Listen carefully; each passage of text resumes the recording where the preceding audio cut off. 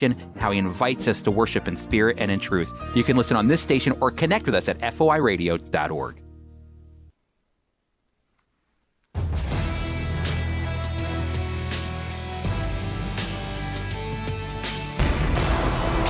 Freedom prospers when religion is vibrant and the rule of law under God is acknowledged. An informed patriot is what we want. Welcome to American Family Radio's Focal Point, the home of muscular Christianity on conservative talk radio. Muscular Christianity. Where we relentlessly explore the intersection of truth and politics. The trouble with our liberal friends is not that they're ignorant. It's just that they know so much that isn't so.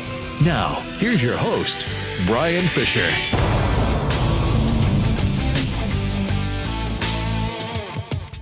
Howdy, and welcome to this free-for-all Friday edition of Focal Point, American Family Radio. We're going to open up the phone lines soon, and we'll talk about anything that has been in the news this past week, anything you want to talk about.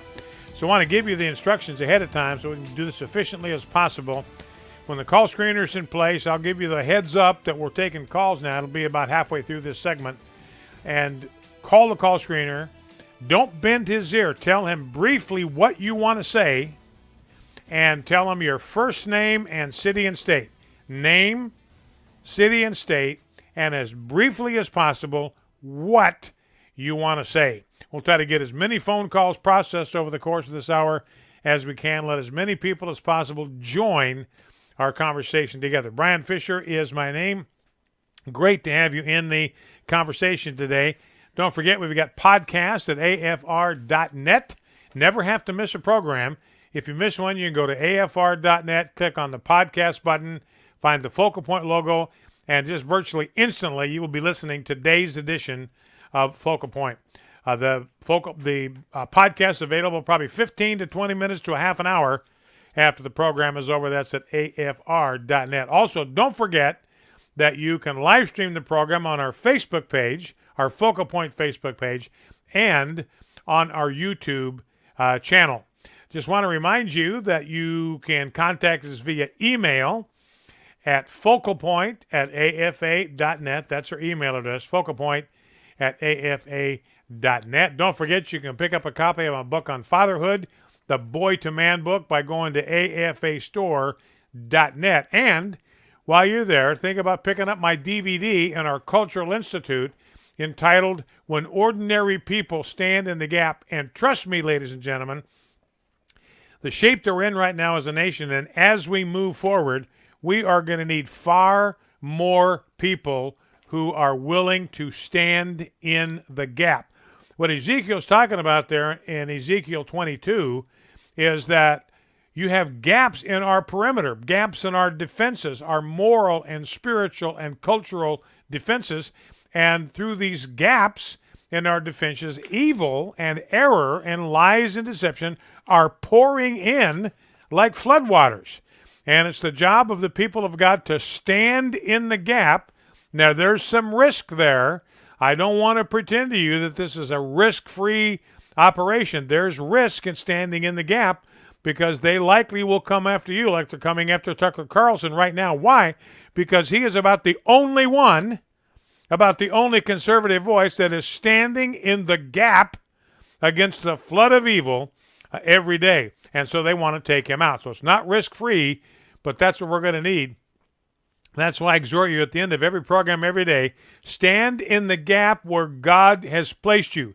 There's lots of gaps all over the country, and God at one time or another is going to put you or me, is going to assign us to stand in one of those gaps and block the incoming tide of evil. All right, well, let's turn our attention to the Word of God, as is our custom.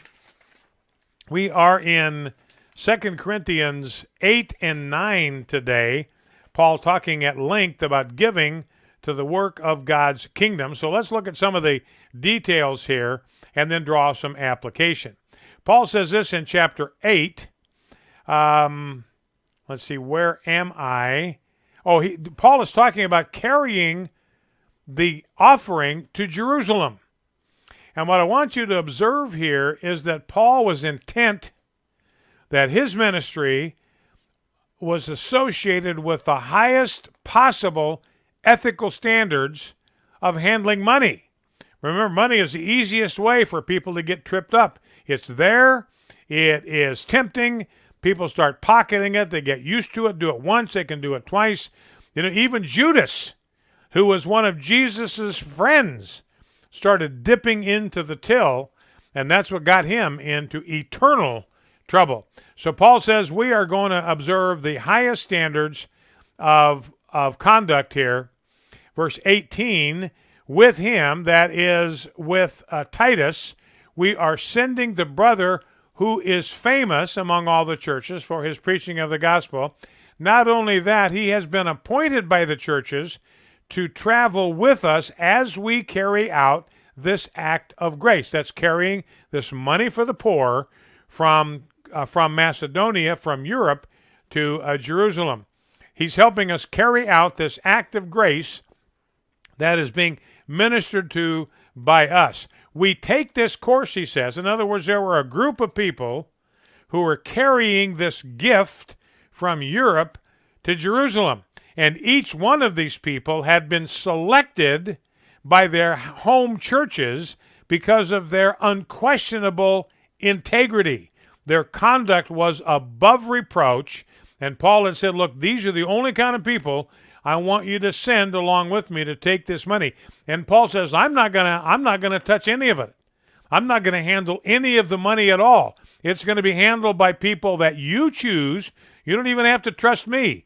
Just trust the people that you pick that are men of integrity to carry this offering with you. I mentioned this before, but when I was a pastor, I wrote the Constitution for our church. I refused to give myself the privilege of being a signer on the church account. I couldn't sign on the church account for nothing, even if I wanted to. I disallowed myself from doing that. I didn't want to have any access to the money because I did not want there to be any suspicion that I had used my position as a pastor to aggrandize myself. Paul taking the exact same precautions here. Let's see. As for Titus, he is my partner and fellow worker. As for our brothers, they are messengers of the churches. So they've been selected by the churches to carry this gift to Jerusalem. So then he says, in chapter 9, he's going ahead to talk about the gift. And he says in verse 3, I am sending the brothers so that our boasting about you may not prove empty in this matter, so that you may be ready as I said you would be. These are the brothers that he's sending to Corinth to collect this offering before Paul even gets there. Paul says, look, I don't want to come because I don't want to give in to the temptation to lean on you. I don't want to give in to the temptation to give you a hard sell, to pound you, to harangue you, to pressure you into giving. I don't want to do business that way. So I'm sending the brothers ahead of time. You know why they're there. That's why I'm writing about it in this letter. This is for the relief of the saints. It's being handed with the highest levels of integrity and probity. And I want you to collect this offering before I get there. So it won't be an offering that was collected under duress because I'm making these sobbing appeals for money for the poor in Jerusalem. So I thought it necessary to urge the brothers to go ahead to you and arrange in advance for the gift you have promised. I'm not asking you to do anything you have not promised. I want you to collect it ahead of time so I can take it to the poor in Jerusalem. Then he goes on to say in verse 6, whoever sows sparingly will also reap sparingly. Whoever sows bountifully, generously, will also reap bountifully. And he's talking about fiscal rewards, financial rewards. If you give, if you reap sparingly, looking at the money you give to the kingdom as seed you sow in the ground, if you're stingy about that, then you will reap a stingy harvest. But if you sow bountifully, generously, God will see that you reap a bountiful financial harvest so that you can continue to contribute to kingdom work. So God's not going to cause you to reap bountifully just so you can have the money. He wants to bless you financially because you have demonstrated that you're willing to give in a committed way to the work of the kingdom.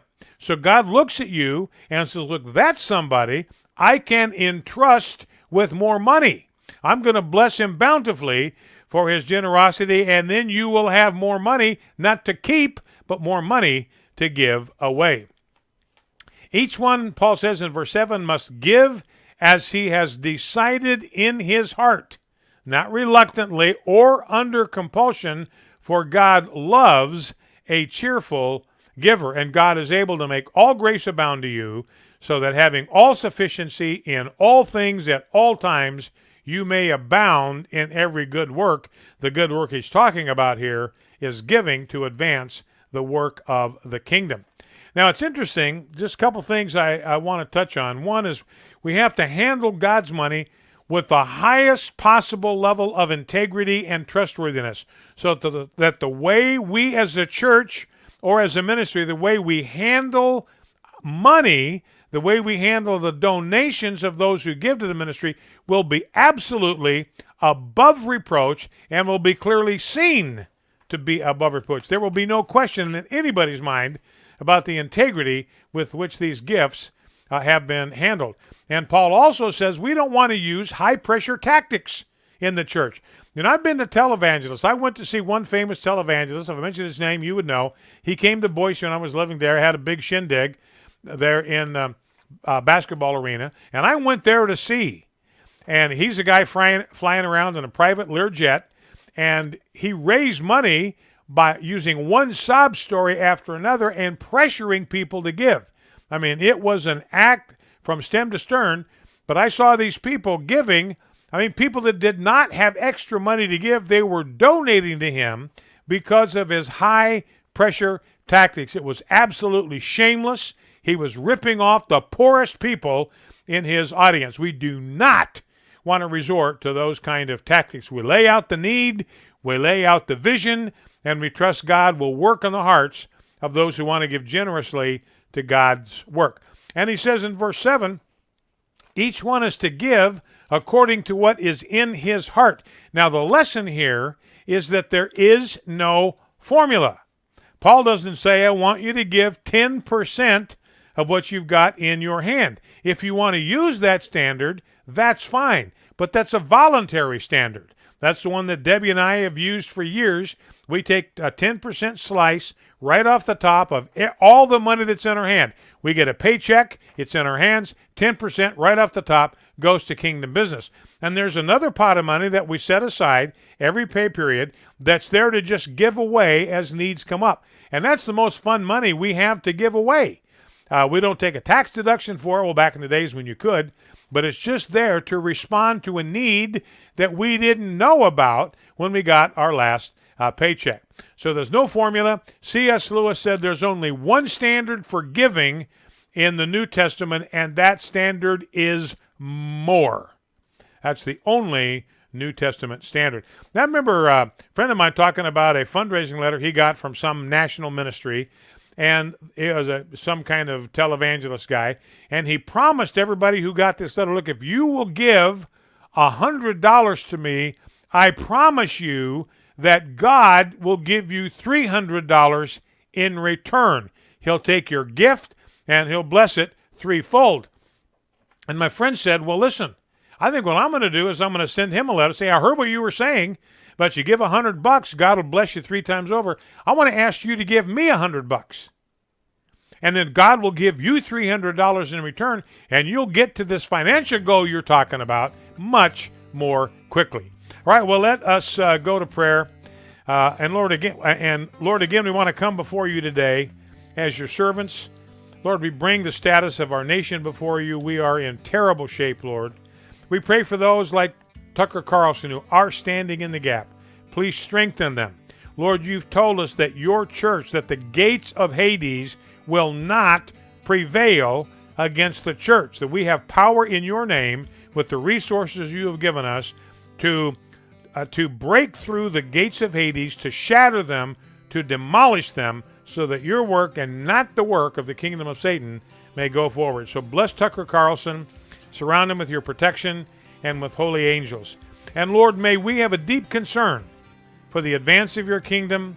May we show enthusiasm and initiative in carrying out your will for our lives and giving generously to the work of the gospel. Amen. Pride goes before destruction, and a haughty spirit before a fall. My name is Abraham Hamilton III, and this is the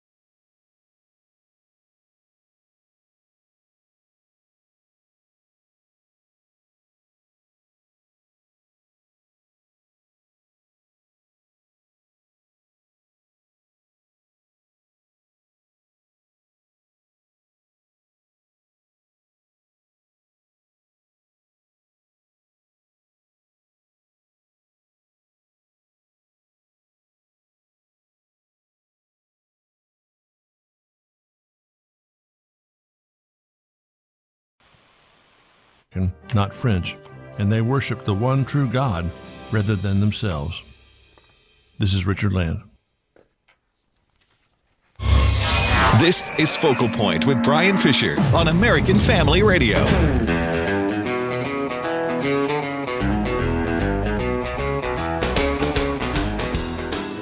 Howdy, and welcome back to Focal Point on American Family Radio. This is Focal Point, the home of muscular Christianity on conservative talk radio. Welcome to the conversation. Free for all Friday today. We're going to open up the phone lines right now. Here's the number, 888-589-8840. 888-589, 8840.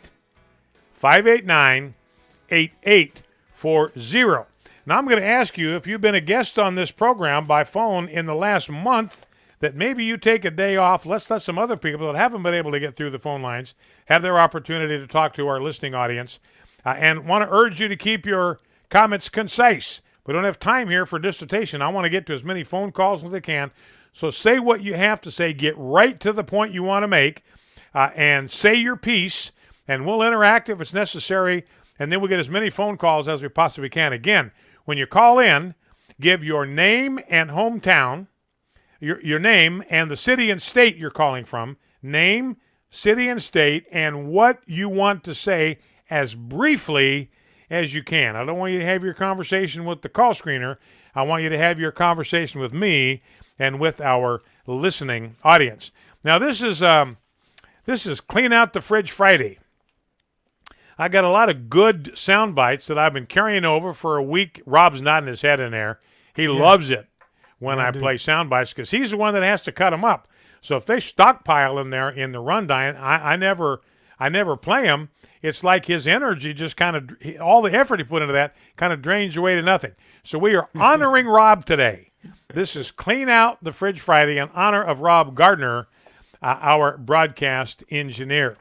Now let's go to clip number 1. Let's start right there. Number to call, 888-589-8840. By the way, before we do that, real quick, a winnable war moment. We asked you yesterday or 2 days ago to send an email to President Trump about the fact that the Navy had forbidden its sailors to attend church services. I got an email from a wife of a member of the Navy. She said that is absolutely true. They were told they cannot go to an in-person church service. So we complained about this. A lot of others did too. And Donald Trump got the word down to the troops that they are permitted now. They changed course in 24 hours as a result of your emails and others. And now sailors are free to go to church service, in-person church services. That, ladies and gentlemen, is the definition of a winnable war. Now, Bill DeBlasio got himself a pickle because he wants to keep churches locked down, but he also, but he's got a problem because he's also permitting people to riot in the streets. So he's talking about this here, clip number 1. And again, there's a lot of pressure on governors and mayors all over this land to shut this country down again. They want us to go into lockdown. Anthony Fauci wants us to go into lockdown. That's what they want. Shut this place down all over again. You know, the Department of Education, CDC came out with how you can reopen your school. They want desks to be a minimum of 6 feet apart. They want the gymnasium shut down. They want the cafeterias shut down. You can't do school under those kind of restrictions. It's just crazy stuff, crazy talk, completely impractical. But again, there's a lot of people in this country that want this country locked down tighter than a drum. Bill DeBlasio is one of them. Listen to clip number 1. Outdoor concerts, and it means things like parades. You know, things that here in the city can mean not just thousands, tens of thousands, hundreds of thousands of people. It's just not time for that now. What about protests? If people want to march down Fifth Avenue, are they going to be allowed to do so? Look, Wolf, this is always an area of real sensitivity. If you're just talking about health, we would always say, hey, folks, you know, stay home if you can. But we understand at this moment in history, people are talking about the need for historic changes. I mean, today in New York City, you know, recognizing the power and the meaning of the message Black Lives Matter, which we did in front of Trump Tower today. This is a historic moment of change. We have to respect that, but also say to people, the kinds of gatherings we're used to, the parades, the fairs, we just can't have that while we're focusing on health right now. Okay, so Black Lives Matter. You guys can protest, you can demonstrate, you can assault the police. He's not saying that, but that's what happens. You can assault businesses, but nobody else can even be allowed outdoors. Everybody else is shut down. No parades, no concerts, no anything. The only people that can be on the streets in New York are Black Lives Matter folks. And remember, when we talk about Black Lives Matter, we are not talking about people. We're talking about the organization. It's a Marxist socialist organization that believes in the destruction of the nuclear family. If you don't believe me, let's drop down to the Marcellus Wiley clip. This is clip number 12, Rob. Marcellus Wiley is a commentator on Fox Sports 1, by the way. And a question about whether football is going to be played this year. Ivy League said no football, none of our fall sports at all. The Big Ten has said we're only going to play each other to reduce travel times and all that. The Pac-12 is starting to make the same noises, so we'll see whether we even have a football season at all. But here's Marcellus Wiley on Fox Sports 1 talking about Black Lives Matter. Here we go. I don't know how many people really look into the mission statement of Black Lives Matter, but I did. And when you look into it, there's a couple things that jump out to me. And I'm a black man who's been black, and my life has mattered since 1974. And this organization was founded in 2013. I'm proud of you. But I've been fighting this fight for me and for others a lot longer. Two things.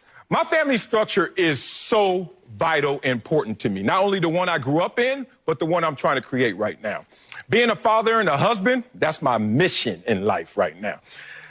How do I reconcile that, what I just told you, with this mission statement that says, quote, we dismantle the patriarchal practice. We disrupt the Western prescribed nuclear family structure requirement. When I know statistics, when I know my reality, forget statistics. I knew this before I even went to Columbia and saw these same statistics that I'm going to read to you right now.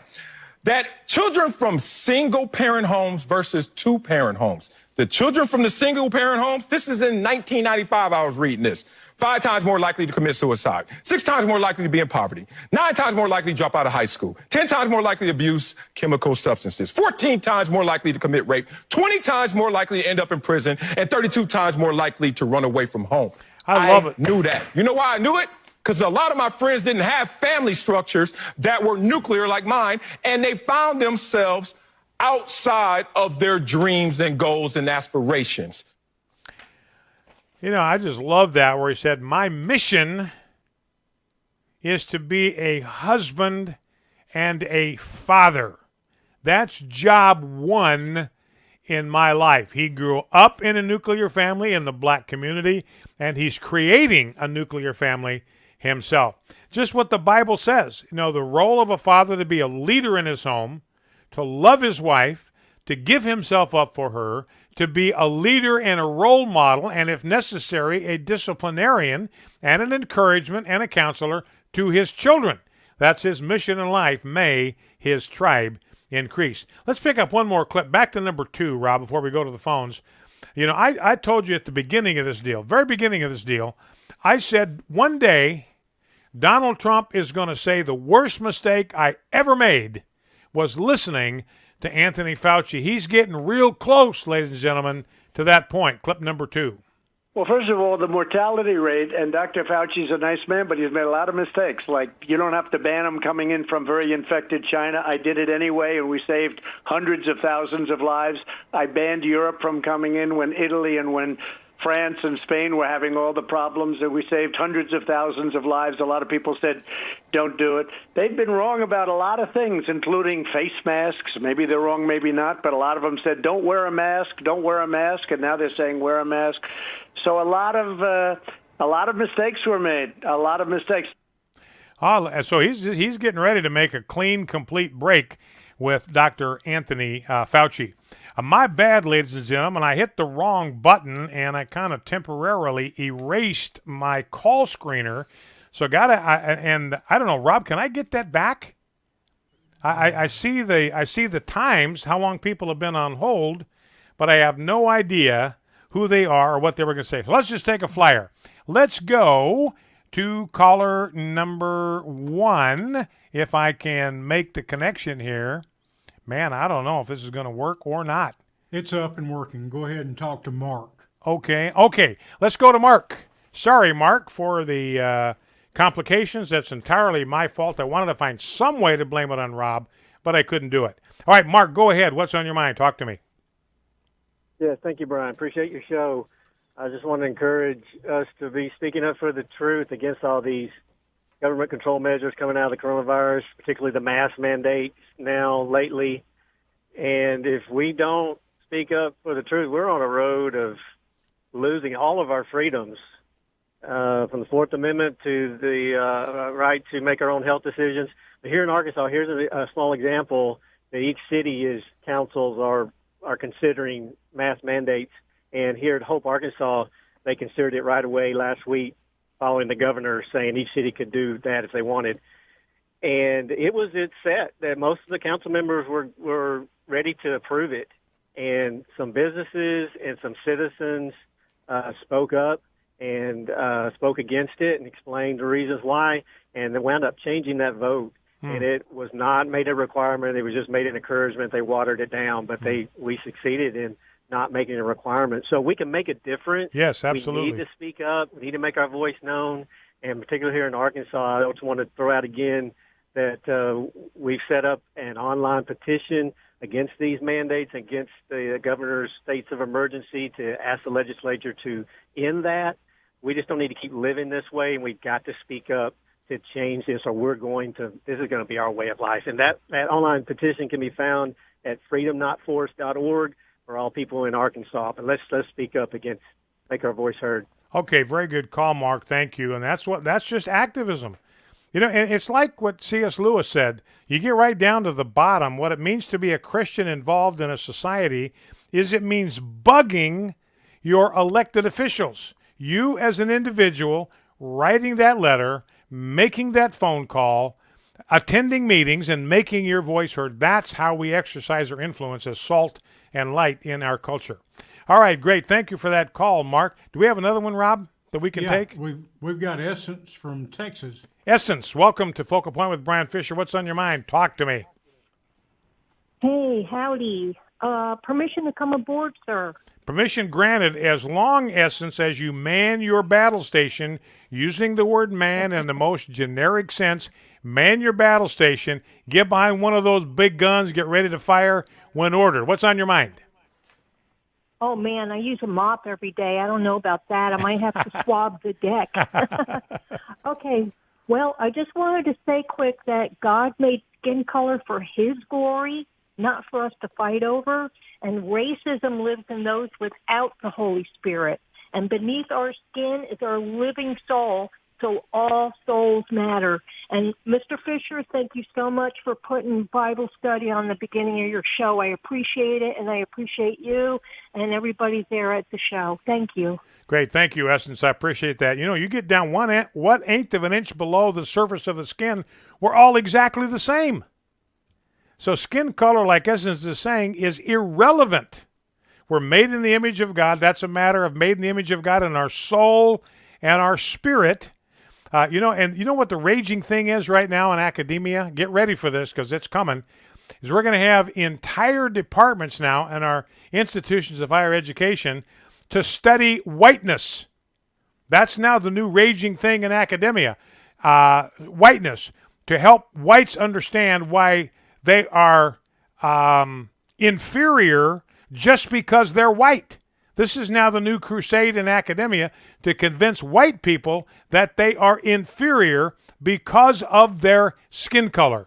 You know, Seattle, a city of Seattle, they had a big training seminar for all of their employees. They segregated them, sent the whites into one room, everybody else another, and the whites were lectured about the sins of being white. That's where we are headed as a culture. This is not God's way.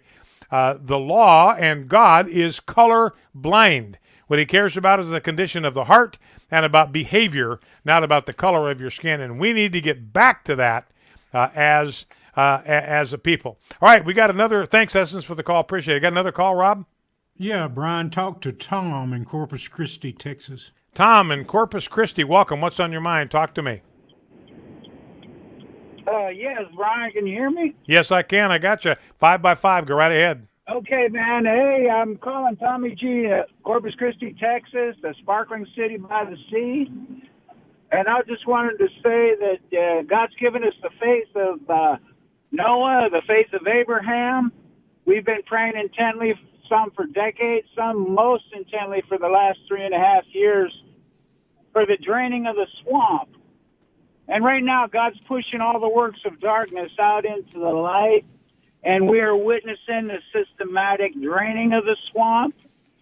So we just need to stand, like you say, to stand in faith, knowing that God is performing the works that we've asked him to do. It may be painful in the process, but at the end, there's going to be a new prosperity the world has never known. When the righteous are in power, the people prosper, and he wants us to use that prosperity not to lavish materialistic things upon ourselves, but to just move his kingdom out into all corners of the world. Great, Tom. Well, listen, thank you for that call very, very much. And you know, the Democrats, there's been a lot of kind of premature celebration in the Democrat Party because they think they've got Trump on the run. And there was an op-ed that appeared today on CNN. It's way too soon. This is the headline. Democrats, it is too soon to cheer Trump's defeat. Let's not pop the campaign corks or measure the drapes for the Oval Office just quite yet. And he's complaining about Democrats taking a victory lap before the race is over. So anyway, a lot of reasons for Democrats to be concerned. It's a long way from being over. We'll be right back. Stay with us. Focal Point, American Family Radio.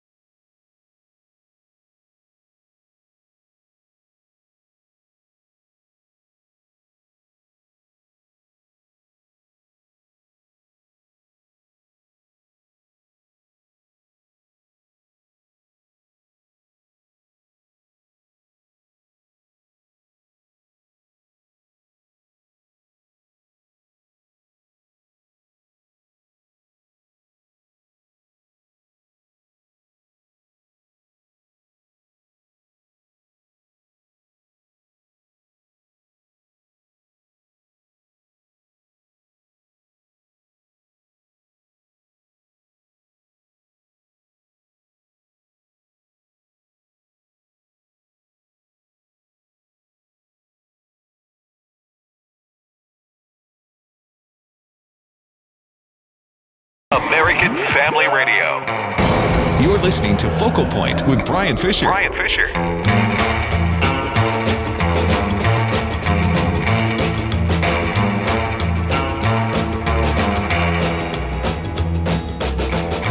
Howdy, and welcome back to Focal Point, the home of the fastest 60 minutes in American media. Brian Fisher is my name, your congenial, convivial, and amiable host.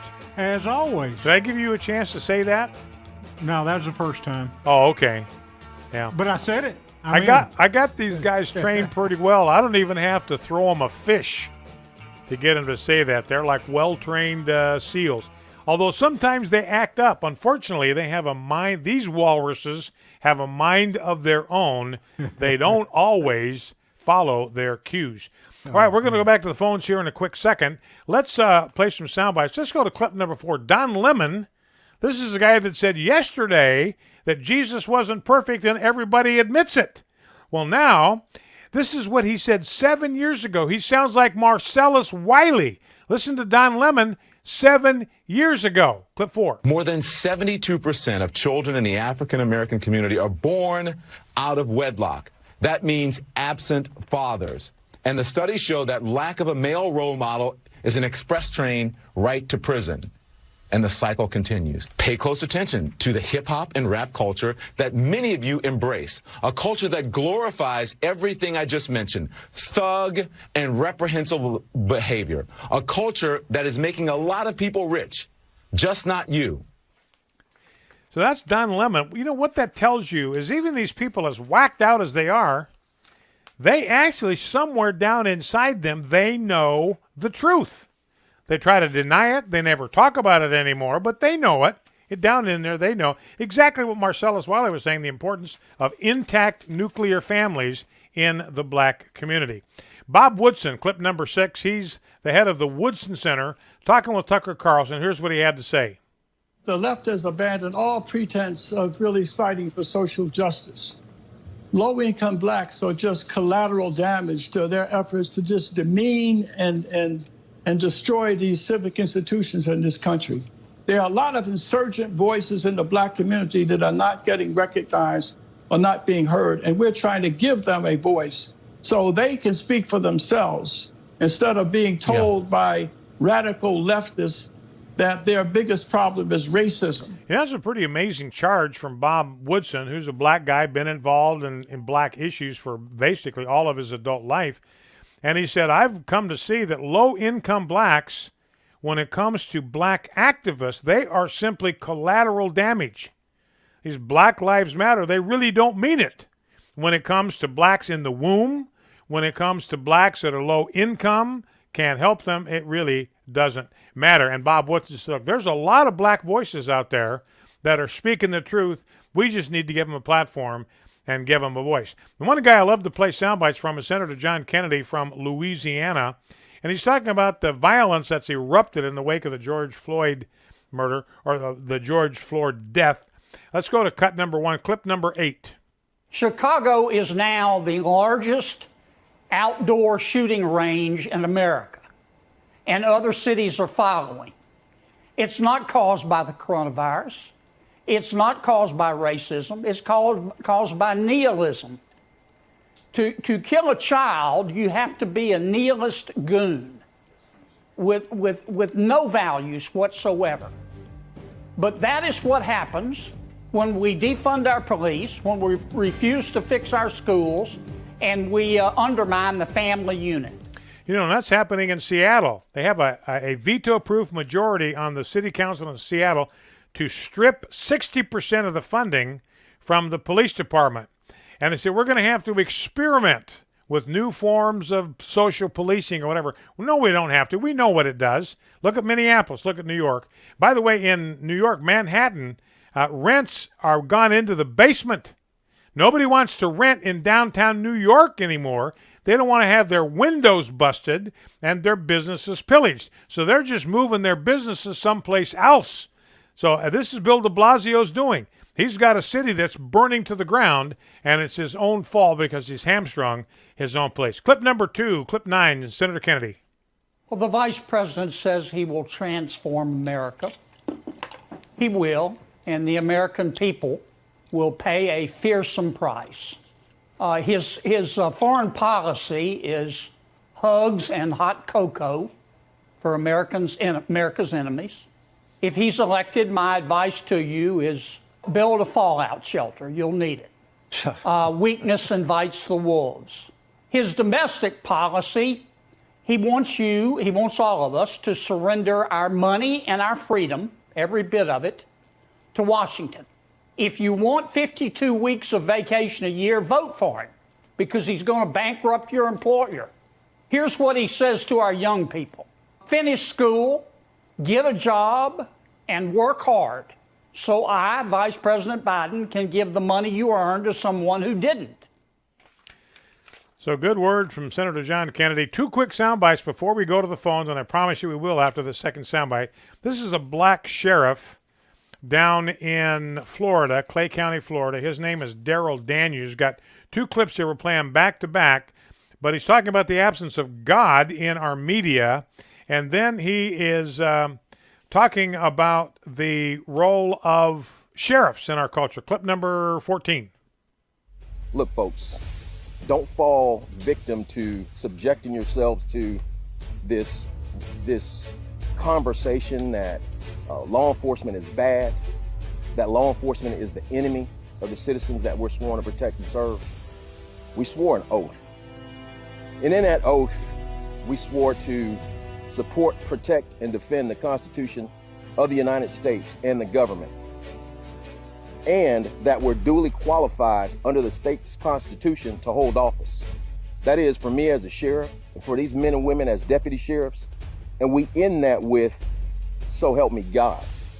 But God is absent from the media's message, or Black Lives Matter, or any other group out there that's making themselves a spectacle, disrupting what we know to be our quality of life in this country. So, Black Sheriff from Clay County, Florida. What's missing in all of this whole thing, what's missing in the media's message, what's missing in the socialist organization, Black Lives Matter, is any mention of God. All right, clip number 15, then we'll go to the phones. Here's what he's going to do about it. Lawlessness, that's unacceptable in this country. Lawlessness, that's unacceptable in Clay County. And if you threaten to come to Clay County and think that for 1 second that we'll bend our backs for you, you're sadly mistaken. I know what happens when lawlessness prevails. And in this day and time, God is raising up men and women, just like the folks you see standing behind me, who will have strong backbones and will stand in the gap between lawlessness and the good citizenry that we're sworn to protect and serve. I'll exercise the power and authority as a sheriff, and I'll make special deputies of every lawful gun owner in this county. And I'll deputize them for this one purpose, to stand in the gap between lawlessness and civility. That's what we're sworn to do, and that's what we're gonna do. You've been warned. You've been warned. Yeah, that's a man of the word right there. He understands that stand in the gap principle. And he says, what I will do in order to maintain order in Clay County, Florida, I will deputize every single lawful gun owner in my county if that's what it takes. All right, well, let's go to the phones. Again, try to keep your comments as concise as you can make them. Try to get as many phone calls in as we can. Let's go to Charmin in DeRuyter, Louisiana. Charmin, welcome. What's on your mind?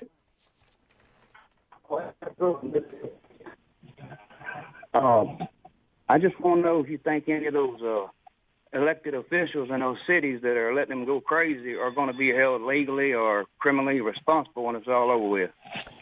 Well, I'll tell you what, I don't know the answer to that question, Sherman, but I think a lot of those people are going to be surprised the next time they stand for re-election. You know, Washington's Governor Jay Inslee, he's one of the guys that's farthest left. He's in his own orbit out there in planet left, and he's standing for re-election in November. He could be in for a surprise. I think those city council members in Minneapolis, I think the mayor of Seattle, she's behind this defund 60% of the police budget. I think they're going to be in for a shock the next time they stand for election. And that's how we hold elected officials. That's how we hold elected officials accountable. We hold them accountable at the ballot box. And there's an opportunity, going to be an opportunity for us to do it. All right, let's go to Lewis. Thank you, Sharman. Good call. Lewis in Covington, Louisiana. Talk to me. What's on your mind? Yes, we have to be updated what's going on with the mail-in ballots. I got on my computer this morning. I couldn't believe what I saw. There was a cat, and right next to it was a ballot. The cat has been dead and cremated for 12 years. The family had received a ballot for him to vote. That's so right. The woman went to her mail, and she had the container that the cat is in. And she said, I don't know how this happened. I mean, this is amazing. This is what we're going to have to deal with. Yeah. Well, and you're right. This is what we have to watch for. And this is, you know, when people say there's no voter fraud, forget about it. This is a perfect example. We're not saying voter fraud happened in this case, but it certainly could, because the name of the cat was Cody Timms. And so apparently a ballot came to this address to Cody Timms, even though Cody Timms, the cat, had been dead for more than a decade. Now, fortunately, this woman is upstanding. She's a voter of integrity. She's not going to take advantage. Somebody else could turn this ballot in and hope it would get counted.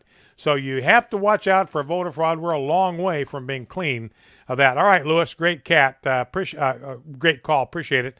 Let's grab a call from Jimmy in Front Royal, Virginia. Jimmy, what's on your mind? Talk to me.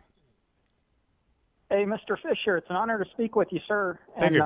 I've got a theory here. I just want to run it by you, and I mean this kind of tongue-in-cheek. I'm not totally serious, but at the same time, I wouldn't put it past them.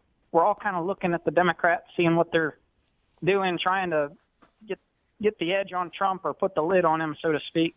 And we're all trying to figure out what they're trying to do next. And I would not put it past them to, in October, when they realize that Biden just can't win, he can't get the support, for them to somehow find a way to infect him with COVID to generate sympathy from the public. Now, I realize that would be kind of silly, and I don't mean to, I wouldn't make light of anything like that, but it's just something that these people would do. They would go to any length to burn the country down rather than put up with 4 more years of President Trump. So I'll hang up now and just listen to your thoughts on All that. right, Jimmy. Well, I appreciate what you're saying. You know, it's kind of like what Bob Woodson said. He said Black Lives Matter, low-income blacks are collateral damage to them. They really don't care about them, so people don't matter to them. And again, I think your suggestion is probably pretty far out. But I don't think anything is beyond the realm of possibility with Democrats because they have this obsessive hatred at getting rid of Donald Trump, and I believe they will do anything that's in their power. That's why we have all this voter fraud, huge amounts of voter fraud. I got a stack of stories on voter fraud, didn't have time to get to today, but they are going to try to use voter fraud. They'll use every avenue they can to try to spin this election in Joe Biden's direction. You know, writer of the New York Times, columnist there, said Joe Biden can only debate Donald Trump under 3 conditions. He's got to get some concessions before he even goes on the debate stage. So they know that Joe Biden is not going to be able to hold his own against Donald Trump. So I think we are a long way from seeing the end of Democrat shenanigans to affect the outcome of this election. All right, let's go to Wilma in Benton, Texas. Wilma, welcome. What's on your mind? Talk to me. I wanted to tell you all that the problem with this station is that the people that really do need to be listening aren't. The people that listen to you are smart. We know what's going on, and we know exactly what's happening. I know old ladies that are Democrats because their parents were, and they would vote for a Democrat if it was a yellow dog. And that's no joke. Yeah. Now, what about all of these radio stations that are playing all of the hip-hop and all of the trashy music's what I call it?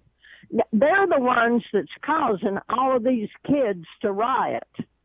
Does anybody not tell them that they're being used by the Communist Party? Mm-hmm. Well, I appreciate your call, Wilma, and that is a very, very good point that you make there. You know, and one of the things you can do is encourage people to listen to the same station that you do. Have you ever listened to AFR? I found a lot of help. They talk about what's going on in their culture. They talk about what's going on in the election. They've given me a lot of help in understanding what's going on in our world. I'd encourage you to go and tune in. Go to afr.net, get the podcast for Focal Point or whatever other program you like. Encourage them to listen. All right, let's go to Laura in Eddy, Texas. Laura, talk to me. What's on your mind? Hey, Brian, we love you, and you know that, but I'm glad to listen to you every day. Thank you. Just wanted to tell you 2 quick stories. One is I went in the store the other day, and the manager of the store, as I went to the checkout, put her hand on top of the mask and slid it across the counter and said, "Here, you must wear a mask." And I said, "Sorry," and I slid it back, and I said, "It's unconstitutional," and I walked out. Well, then I went to another store, and they had these huge signs in front that said, "Masks are required." I go straight through the doors. I'm the only one literally in the entire store, and nobody said a word to me about it. So I just want to encourage people to be bold. It is not law. Yeah. It is an order from the governors. It is not law. That's a good call, Laura, and you're exactly right, because the emergency orders that these governors have issued, they expired after the first one, after 30 days, and unless the legislature meets again and passes a law, they don't have the authority to use their emergency powers again. That's it for this week. See you on Monday. The views and opinions expressed in this broadcast may not necessarily reflect those of the American Family Association or American Family Radio. Faith, family, freedom. American Family Radio.